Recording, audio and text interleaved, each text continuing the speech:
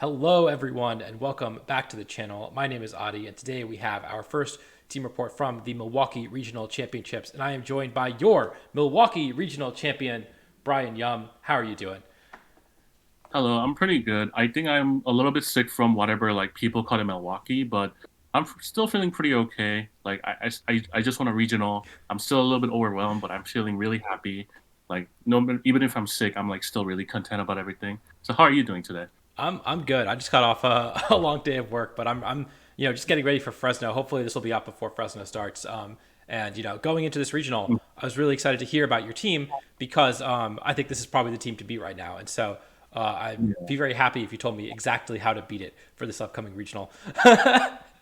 So recently, people actually started calling it the Big Six in my friend group because it's like the most prominent six the format has ever seen so far. And I think it's one of probably the best teams in the format right now. And I don't blame you for asking how to beat it. I think I would Absolutely. probably ask myself the same team too. We saw three of these same six Pokemon in top eight of Milwaukee. I think we saw two or three in at Hartford where you bubbled. You got ninth with the same team. And one of the cool things is we've seen so many different variations of this team. So do you want to tell me a little bit about how you built the team, and in particular, again, like I mentioned, your team looks very different from Wolf's team, even though you both have the same six Pokemon. Tell me about some of the decisions that you had to make when choosing your items and your moves and So, whatnot. so when I was looking at the team of six, I was like, okay, so Iron Hands Tinglu is very strong together, and we need to intimidate. So we had a Gyarados, and we need offensive duos. So we added Flutter Mane, Chi, and we needed the Trick Room counter, Amoonguss in the back. So the way I approach is different from like players such as Wolf, Paul, which is AV Hands, is that I'm a very setup based play style. I have a very setup based play style. So I was like, what if we use SD Iron Hands, which is like very with a team of like Ting Lu, Gyarados, and Amoonguss, you can support it extremely well. So I was like, okay, let's do that. And if you give it safety goggles, you cannot be spored, you cannot be redirected by Rage Powder, so I can fire up +2 Drain Punches for free. It's like a very strong Pokemon is very bulky, and it kind of reminded me of Ceruledge that I used at Knoxville Regionals, which I did to myself. So it's just like a very big comfort call for me compared to like Assault Best sets. I was definitely considering it after Hartford because when I got ninth, I was like pretty devastated. So I was like, okay, what if we try something different? But I ended up going for the comfort call versus regional, and it definitely worked out more than ever. Yeah, definitely. It's so, and then I guess I haven't. I maybe should have looked at some of the other examples of this team a little more closely. But I think specs on Chiyu, for example, is another thing that I think a lot of people have been considering different items like safety goggles and whatnot. Tell me about why you chose the choice specs. So I felt like having double setup on a team means your damage output gets lowered by way too much. That's what I felt when I was facing Wolf and his team, and like when I was facing Paul also. Like the reason I feel like I won the matches up versus Paul, and I felt like I had a chance versus Wolf, is because his damage output was very low with his team because he has to rely on nasty plot with Chiyu and ST with hands, and that usually takes like a turn or two to like set up everything. But with the choice spec set, you can just start throwing out damage and like just clicking damage moves on the team and just do like 80 to 90% to each Pokemon, just like really strong and chipping down everything for the late game Flutter Mane is like just a really strong thing in general. So I thought like double setup is too turn reliant. So I thought just straight up damage is probably the better choice for this regional. Yeah, absolutely. It's also I've seen like Akaberry and Mungus, for example, picking up, and this is another way that you can just OHKO the Mungus through Akaberry, I believe, which is really cool. Yeah. And then, yeah, talk to me about some of the other choices you made while building. So I actually looked at Rocky Helmet Among Us rather than like items like Mental Herb, Citrus Berry. We were kind of stuck on like the pinch berries possibly on the between Gyarados and Among Us, but I was like, hey, after the guy won Hartford Regionals with the Chin Pao Dragonite, I was like, what if we use Rocky Helmet? Because like they can break Chin Pao sashes. Like people who fake out into things can be like take a lot of chip from it, which means I can get kills more easily. And that's one of the reasons we actually chose the Rocky Helmet Among Us, and we chose the Citrus Berry Gyarados rather than Pinchberry because I've seen a lot of people try Pinchberry more than like Citrus, but I feel like Citrus is a very more reliable item compared to Pinch because like just having an instant recovery when you're at 50 is a lot better than like going down to 25%. Because even if you're like that low, you don't get much out of it, I guess. But it's like if you get killed before activating the berry, that's pretty much like a waste of a Pokemon rather than just healing a 25% right away when you hit like 50%. That's one of the reasons we actually ended up choosing Citrus Berry because it's just very volatile in certain matchups where like the berry is going to activate right away rather than just like waiting for the extra chip damage to happen for a pinch berry. And we actually ended up going for the speed booster on the Flutter Mane because we thought we can just clean up everything in the front with the front line Mons and have Flutter Mane in the back just clean up in the back, being faster than everything. And compared to like special attack ones, I think the speed one has been just doing me very much justice compared to it when I was testing it. Yeah, that's something that wasn't really commonly seen in this format until you popularized it. I think was Justin Tang, I believe, also on Speed Booster, and so that was really Mhm. interesting to see. Yeah, so Justin and I are actually building together for this regional.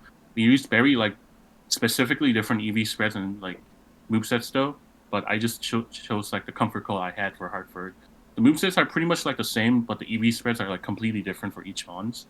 Because Hmm. I realized we have certain benchmarks for each Mons for the regional to like make it more prevalent in the mirror matches and stuff like that. Yeah, absolutely. It's really funny to see. You're going Speed Booster on Fluttermane. Not even opting for the speed ties against something like Chen Pao, and then now Chen Pao's like James Evans are going adamant and not even going even slower than the Fluttermane. So it's just really a funny dynamic that we have with all these Pokemon that are bunched around the same speed stat. Uh, but yeah, and then were there any other like big decisions that you had to make when putting the team together? So the only issue I had was just like EV spreads pretty much. We didn't really know what benchmarks to reach when we start first building, but when we were building and like getting through the process, we just figured things out. Like how much does Stomping Tantrum do to this mon? How much should Drain Punch at +2 should do to this certain Pokemon and stuff like that? And then what should Gyarados lib? How speedy should it be and stuff like that? Like we just eventually just got to the process and just we just made the team pretty like I wouldn't say flawlessly, but it's pretty close to it. I feel. Right, absolutely. And this team is, it's such a powerful defensive core that also has these crazy offensive options, and that's kind of, from what I've seen, makes it tick. And so, EV spreads obviously still very important, but I think that you have that flexibility in every game, and so you can build it in so many different ways and try to take advantage of that flexibility. Hmm. I think the flexibility is the best part of the team because the amount of times I led differently was like very significant amount every time I fought someone. Like I could lead Iron Hands Ting Lu, Iron Hands Gyarados, Gyarados Ting Lu. There was actually times I even led Chi Yu like Ting Lu, which doesn't seem like the most optimal lead. But in certain matchups, you actually have to lead that way to beat them, which like I find super funny because they're kind of like reversing each other's effects. Right, right. But that being said, put a Tinglu next to Chiyu. Chiyu doesn't affect itself. All of a sudden, this is one of the most bulky special Pokemon in the format. So it's a kind of cool lead as well.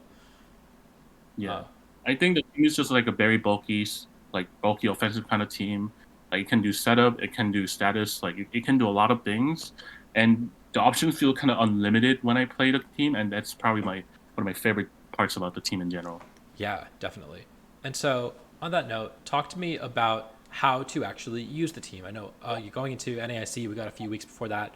I think a lot of people Hmm. are going to be looking to pick up what is probably the best team in the format right now. Um, what advice would you give to people when they're starting to use the team?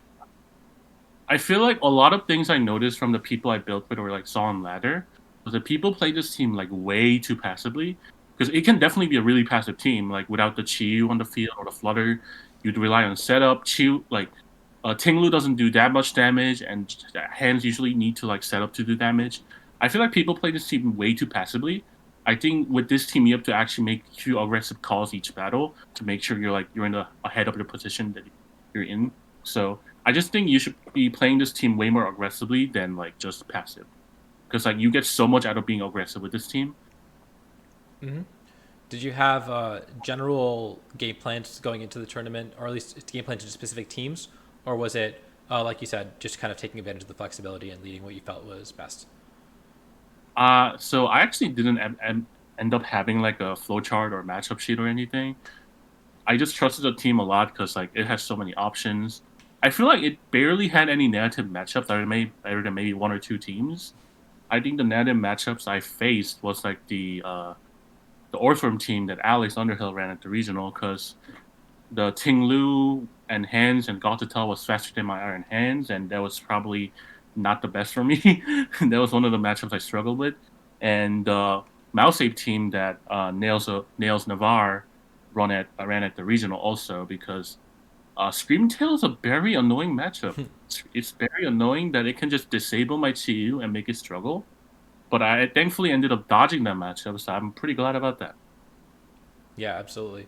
And so I guess I think that you had the right approach. I think that a lot of teams this format, especially more defensive teams, they you need to make like one you need to make at least one very aggressive play to get ahead. And once you're ahead, it's so hard to fall behind because your Pokemon are so bulky, and they Yeah. spit out so much damage. And so I really do like that approach to using the team. I think that's some really good advice.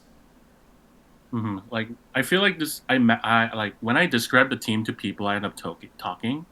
I just say this team is like like resource management.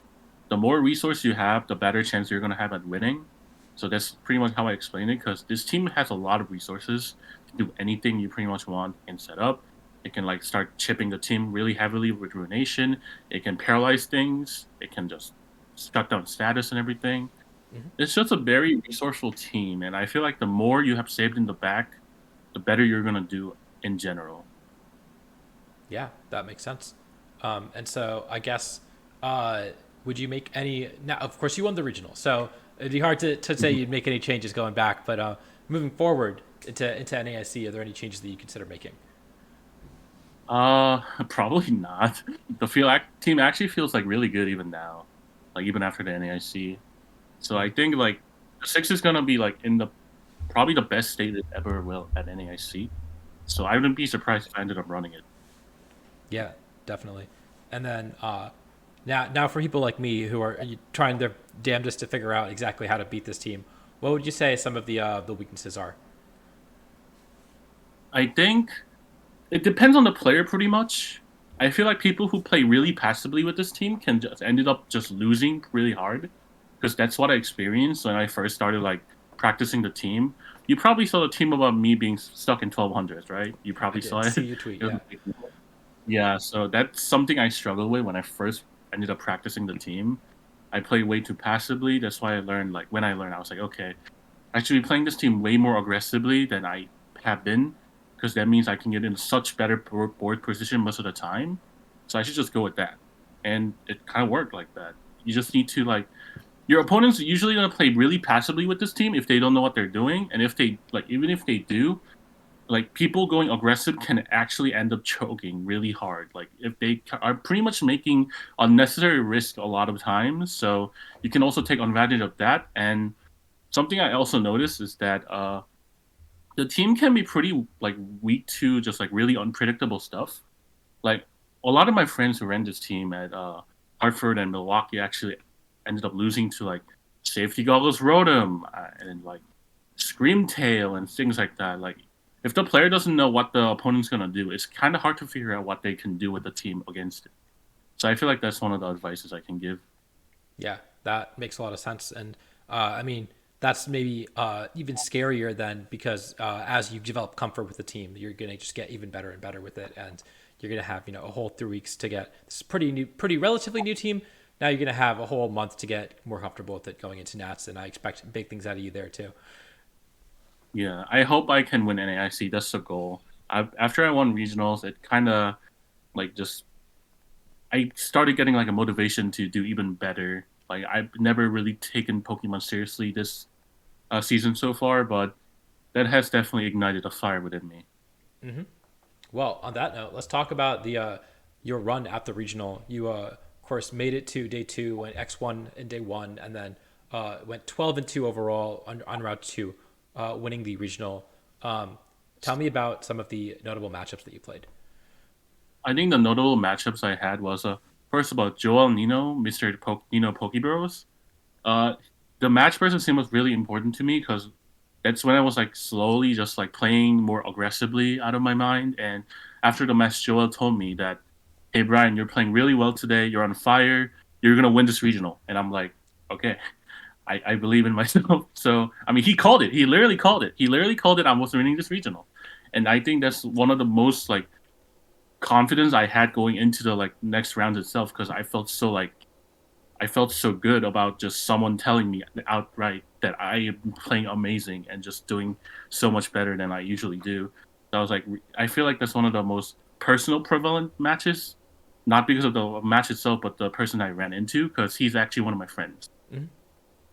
And another one's Rog Hop. You guys probably saw it on stream. It was a very unfortunate match. Game one, I played pretty bad, and the Arcanine burn on the Flare Blitz was a little bit unfortunate, but I ended up losing the game one.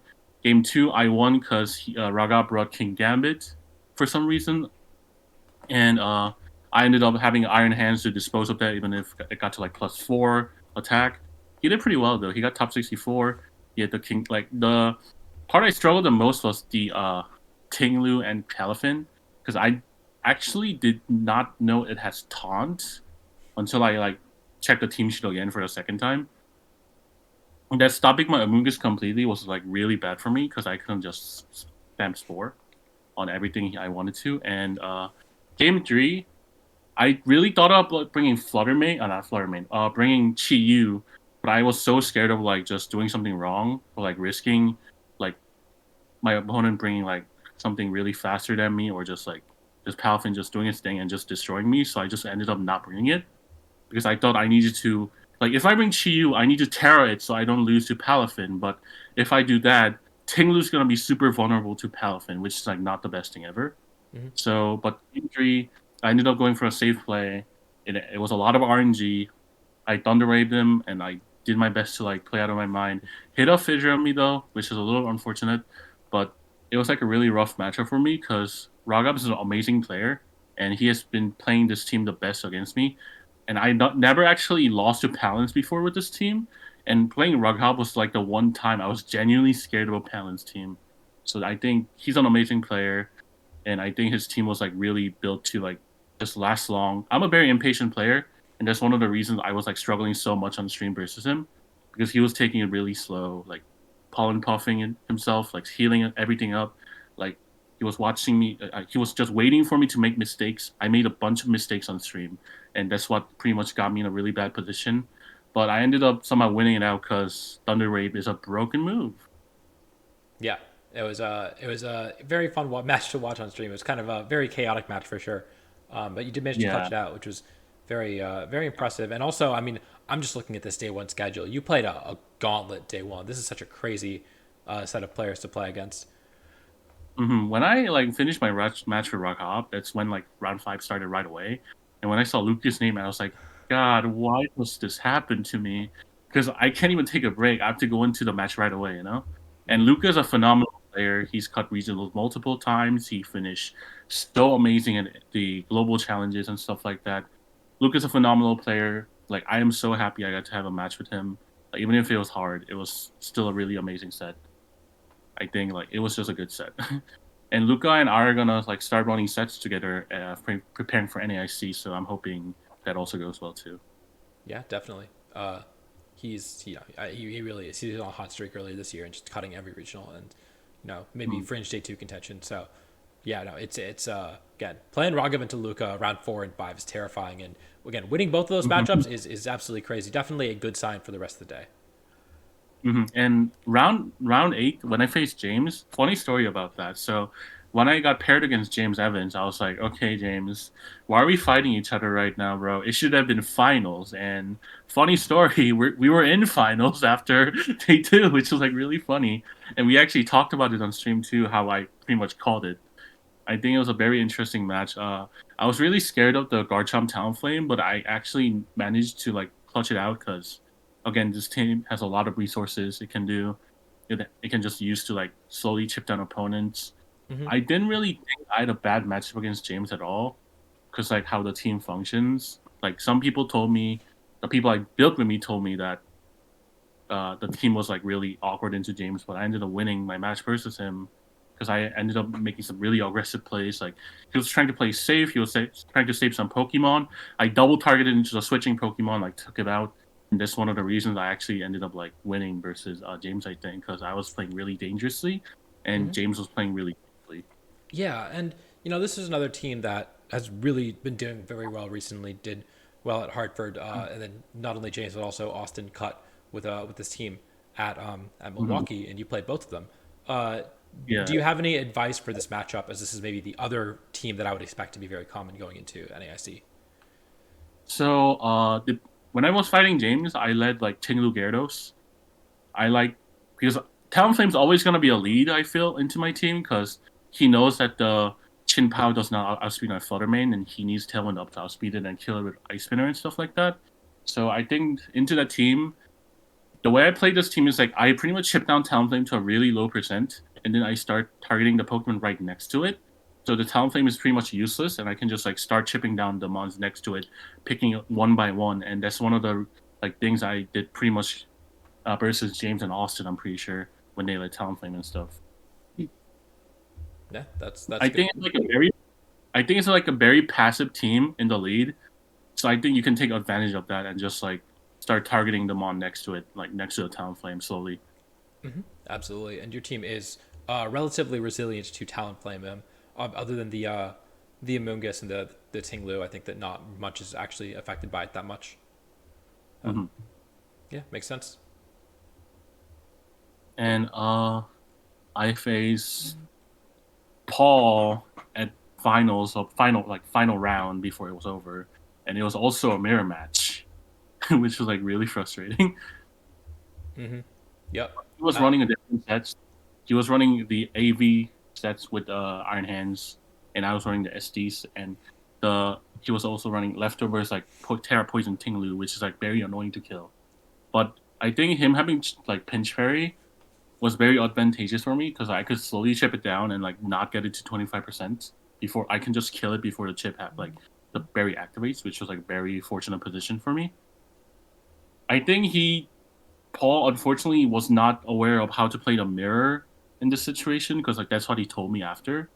But I think I just played like a little bit better because I was knowledgeable on the mirror match and I knew what to do.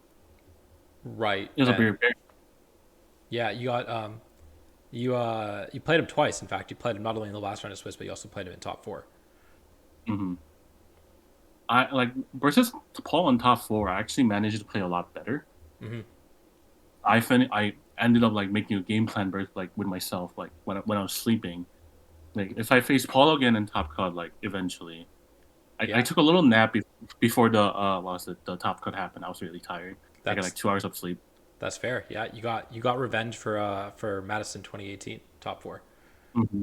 Yeah. So I took a little nap. I was thinking of what I could do, and I realized that if I play hyper aggressively, people who's not used to the mirror is gonna start panicking and like doing the wrong thing.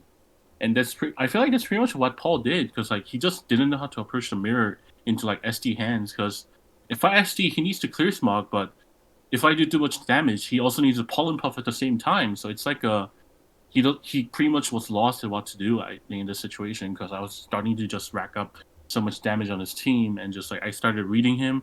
Like he tried to pollen puff his Iron Hands on stream one time when it was like 20% HP, and I just drain punched and waterfall the slot that was used to be Gyarados instead of wall charging it straight up. And like it's just really hard for a player that's like Paul's a very slow player, I think. He plays the game really slow. He doesn't play aggressively. He plays really safe. So I feel like a person that doesn't know how to approach the mirror and like play like hyper slow and like struggle against hyper offense like that can struggle a bit versus like person like me that plays super aggressively. Yeah, that makes a lot of sense. And like you said, I think that your team also the differences having um, stuff like the Sword Stance and Iron Hand seems like it made a big difference because Iron Hands is probably one of the biggest threats into this team. Yeah. The way to approach the mirror is that you need to secure and play your iron hands better than your opponent. That's pretty much how it comes down to pretty much. It's like the best weapon against your opponent's team. Yeah, absolutely. And And go ahead. and finals versus James, I fought James again. Again, it's like a really tricky matchup, but I knew I had a pretty good matchup into him because like I was playing really aggressively. Like I left Talonflame at low HP. I kept targeting the mon next to it. This was my game plan all along.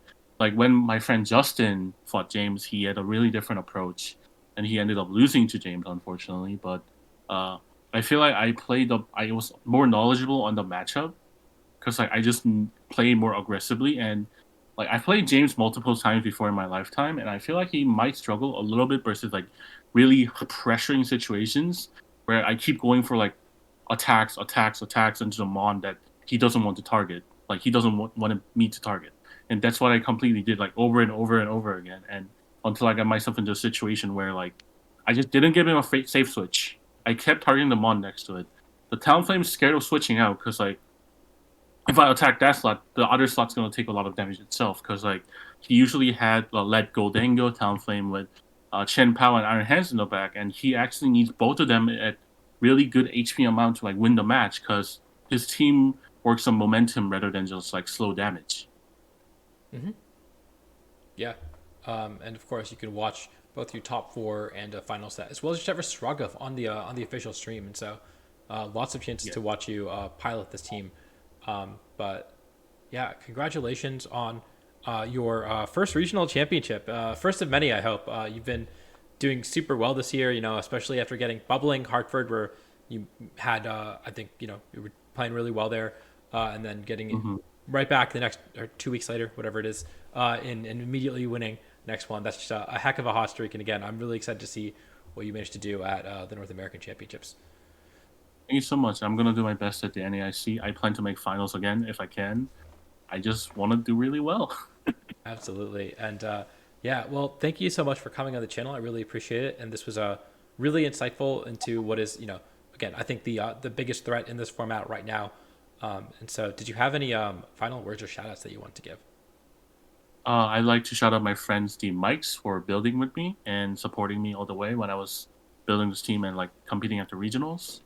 I was having like I'm not gonna lie, I was having a little bit of doubts at Hartford first of all when I first tried this team, but after like fixing the team up a bit for Milwaukee, I knew I could win this regional because I had the support of my friends and I felt very confident about the team. Hmm. Absolutely. Well, again, thank you so much for coming to the channel and congratulations once again. Thank you And so much. yeah, until next time, I will see you all later.